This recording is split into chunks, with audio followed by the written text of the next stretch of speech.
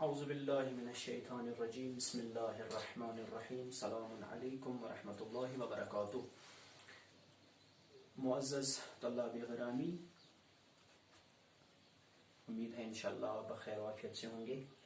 Term first کا syllabus ہم پیام ایجوکیشن اکیڈمی کی یوٹیوب چینل پر اپلوڈ کرنا چاہیں گے اور اپلوڈ کرتے رہیں گے انشاءاللہ۔ آپ سے مودبانہ گزارش ہے کہ آپ پہلے چینل کو سبسکرائب کریں گے تاکہ وقت پر آپ کو ہر ایک سبجیکٹ میں ہر ایک درس ملتا رہے۔ ٹرم فرسٹ میں ہمیں اسباق پڑھنے سے پہلے گرامر کی طرف جانا ہے تاکہ اسباق پڑھنے کے دوران گرامر کو بھی سمجھایا جائے ساتھ ساتھ، اور واضح رہے کہ جو گرامر میں یہاں پڑھانے جا رہا ہوں 2-3 لیکچرز میں یا 2-4 لیکچرز میں، وہ 8ویں اور 9ویں جماعت دونوں کلاسز کے لیے کامن رہے گا، سیم رہے گا۔ لہذا یعنی گرامر کا لیکچر جو ہے وہ اپلوڈ ہوگا 8ویں کے لیے بھی اور 9ویں کے لیے بھی۔ آئیے شروع کرتے ہیں گرامر کا پہلا کلاس دونوں جماعتوں کے لیے، جماعت 8ویں اور جماعت 9ویں۔ پہلے گرامری درس کا جو موضوع ہے وہ ہے مرکب اور اقسام مرکب۔ اس سے پہلے کہ ہم مرکب کی اور آئیں گے، میں آپ کو سمجھانا چاہتا ہوں کہ جو بنیادی گرامر ہے، جو بنیادی سلیبس ہے گرامر کا، وہ یہاں سے شروع ہوتا ہے۔ لفظ سے گرامر کا آغاز ہوتا ہے۔ لفظ کا مطلب آپ سب کو پتا ہے کہ انسان کے منہ سے جو آواز نکلتی ہے اسے لفظ کہتے ہیں۔ انسان کے منہ سے جو بھی آواز نکلے، چاہے وہ معنی دار ہو یا بے معنی ہو، اسے لفظ کہیں گے۔ معنی دار کو بعد میں کلمہ کہیں گے اور بے معنی لفظ کو بعد میں محمل کہیں گے۔ اس کے 2 اقسام نکلتے ہیں، کلمہ اور محمل۔ بامعنی لفظ کو کلمہ کہیں گے اور بے معنی لفظ کو محمل کہیں گے۔ کلمہ کی مثال روٹی، محمل کی مثال بوٹی ہو۔ آگے بڑھتے ہیں۔ لفظ کے بعد آپ کو پتا ہونا چاہیے کہ کلمہ کے مکمل معنی کیا ہوتے ہیں، جسے میں نے پہلے ہی سمجھایا۔ انہی کلموں کی بات اگر کریں گے تو کلموں کو ملانے کے بعد، آپس میں اگر کلموں کو ملائیں گے تب جا کے ایک جملہ بنتا ہے۔ کلموں کو ملانے کے بعد جملہ بنتا ہے، جس کو انگریزی میں ہم سینٹینس کہتے ہیں۔ تو جملہ کسے کہیں گے؟ جملہ ایک مکمل لفظوں کا مجموعہ ہے جو مکمل معنی رکھتا ہو۔ اسی جملے کو ہم گرامری تقاضے کے مطابق دوسرے لفظوں میں مرکب کہتے ہیں۔ یعنی یہ مترادف ہے، مرکب اور جملہ مترادف الفاظ ہے۔ اپنے موضوع پر آتے ہیں سیدھے۔ مرکب سمپل مرکب کو آپ جملہ بھی کہہ سکتے ہیں، لیکن مرکب کو جب اقسام میں تبدیل کریں گے، جب حصوں میں بانٹیں گے، تب جا کے آپ کو معلوم ہو جائے گا کہ ہر ایک مرکب جملہ نہیں ہو سکتا۔ لہذا مرکب کی ڈیفینیشن کیا ہے؟ مرکب کی ڈیفینیشن ہے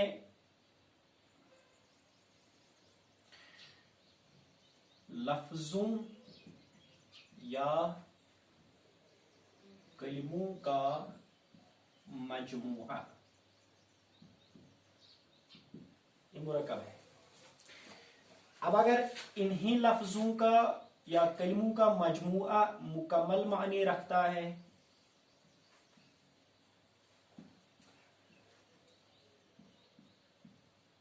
تب جا کے اس کو ہم کہیں گے مرکب مفید۔ مثلا احمد نے کھانا کھایا. پہلی بات یہ ہے کہ یہ مرکب کیسے ہے. مرکب اس لیے ہے کیونکہ اس میں مختلف کلمے آئے یا لفظ آئے. دوسری بات یہ ہے کہ مفید کیوں ہے. مفید کیوں ہے کیونکہ یہ جو مجموعے ہیں لفظوں کا یا کلموں کا یہ مکمل معنی رکھتا ہے. تو مکمل معنی رکھنے والے لفظوں اور کلموں کو ہم مرکب بھی کہیں گے یا مرکب مفید کہیں گے. اب آپ کو صرف یہ یاد رکھنا ہے کہ مرکب مفید کس سے کہتے ہیں. مرکب مجموعہ یہ بھی ہے مجموعہ یہ بھی ہے، لیکن ضروری نہیں ہے کہ ہر ایک مرکب جو لفظوں کا مجموعہ ہے وہ مکمل معنی رکھتا. اب اگر مکمل معنی رکھتا ہے تب جا کے اس کو ہم کہیں گے مرکب مفید. اب اگر مکمل معنی نہیں رکھتا ہے تو اس کو ہم کہیں گے مرکب غیر مفید.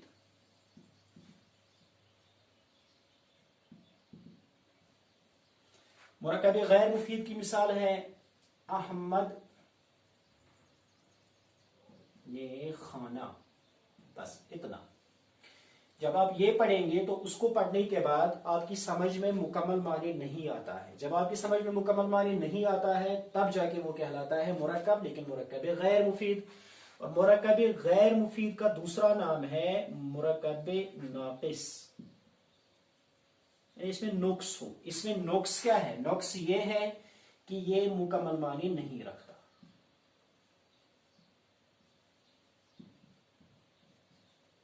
خوب. پھر سے میں دہراتا ہوں، مرکب کسے کہتے ہیں، مرکب مفید کسے کہتے ہیں، مرکب غیر مفید کسے کہتے ہیں.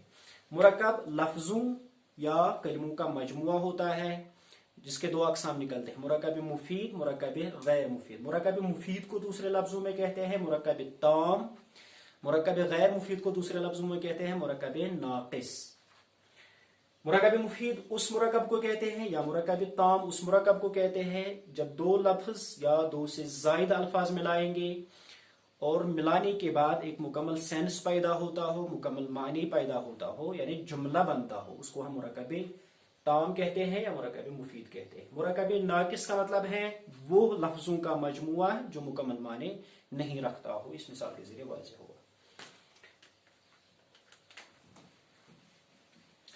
اب آگے بڑھتے ہیں، اسی مرکب کے درس کو آگے لے جاتے ہیں اور سیدھے آتے ہیں اقسام مرکب پر.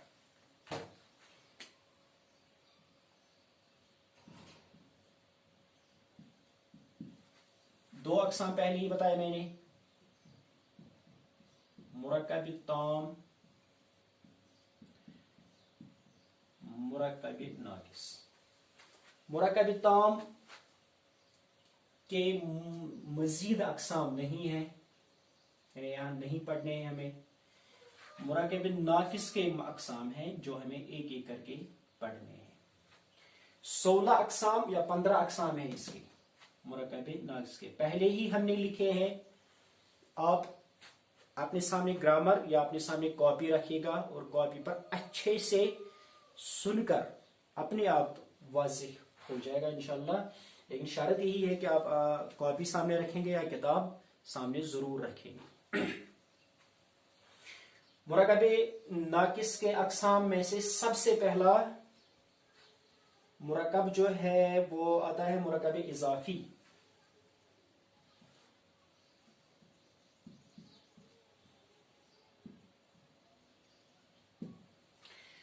مرکب اضافی سب سے پہلا آتا ہے.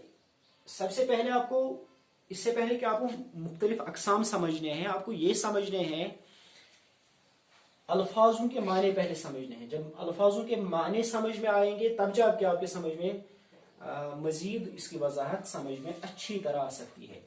خوب. پہلی بات یہ کہ مضاف اور مضاف الیہ کسے کہتے ہیں؟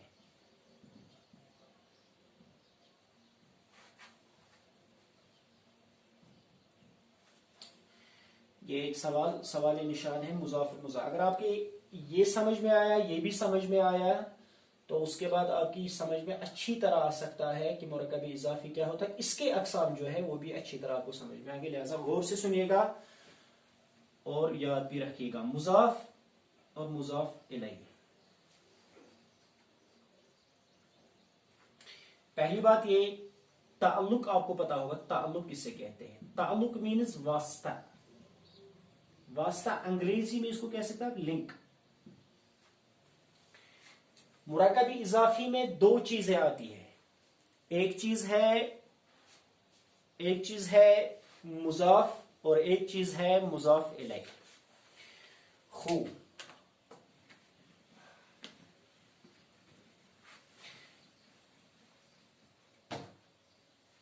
مضاف کسے کہیں گے اور مضاف الیہ کسے کہیں گے؟ یہ بھی اسم ہے اور یہ بھی اسم ہے.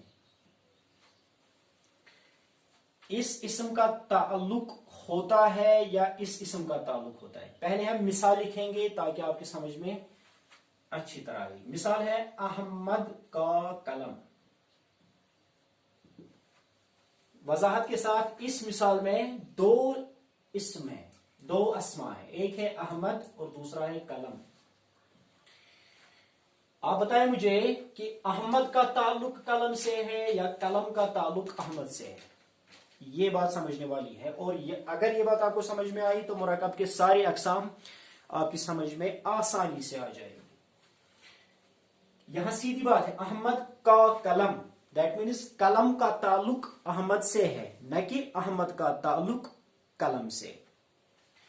لہذا جس اسم کا تعلق ہو اس سے کہیں گے مضاف الیہ، اور جس سے تعلق ہو اس سے کہیں گے مضاف.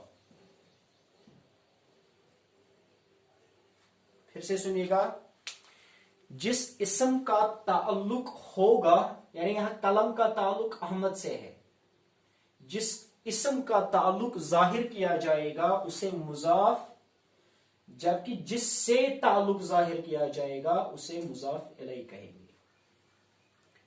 اب سیدھی بات ہے، مضاف بھی اسم مضاف الیہ بھی اسم. تو سیدھی آتے ہیں سیدھے اس کی ڈیفینیشن پہ کہ مرکب اضافی کسے کہیں گے. وہ مرکب ہے، مرکب پہلی سمجھ میں آپ کو آیا ہے، وہ مرکب ہے جس میں مضاف اور مضاف الیہ ہوں. یہ دو اسما ہوں. یاد رہ گیا یہ مرکب ناقص کی قسم ہے، مرکب تام یا مرکب مفید کی ایک قسم نہیں ہے. مثلا پھر سے یہی مثال یا دوسری مثال لیں گے، علی کی قمیض.